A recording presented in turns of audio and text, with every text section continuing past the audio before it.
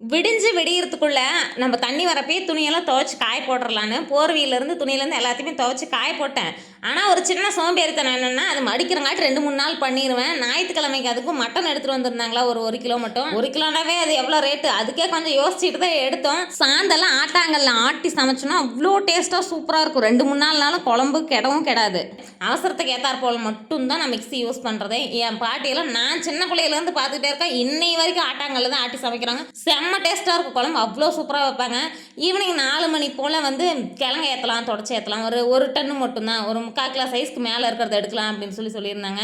நம்ம கேங் ஆளுங்கெல்லாம் வேறு வேலைக்கு போயிட்டாங்களா. ஒரு 2 3 நாள் வேலை இல்லாதனால வேறு வேலைக்கு போயிட்டாங்க. நாங்கள் ஒரு 2 3 பேர் மட்டும் தான் போயிருந்தோம். காட்டுக்கார அக்கா பதியம் போட்டு வச்சுருப்பாங்களாட்டிருக்கு அந்த பாக்கு மரங்கள் நடுறதுக்கோசரம். அந்த காட்டுக்கார அக்கா அவ்வளோ சூப்பராக ஸ்வீட்டாக பேசினாங்க, ரொம்ப அழகாக பேசினாங்க. எனக்கு அவங்கள ரொம்ப பிடிச்சிருந்தது. அவங்க முருங்கை மரம் கீரை டேஸ்ட்டாக இருக்கும், கசப்படிக்காது, கொஞ்சமாக ஒடிச்சிட்டு போங்கன்னு சொன்னாங்க. நாங்களும் கொஞ்சமாக ஒடிச்சு எடுத்துகிட்டு வந்துட்டோம்.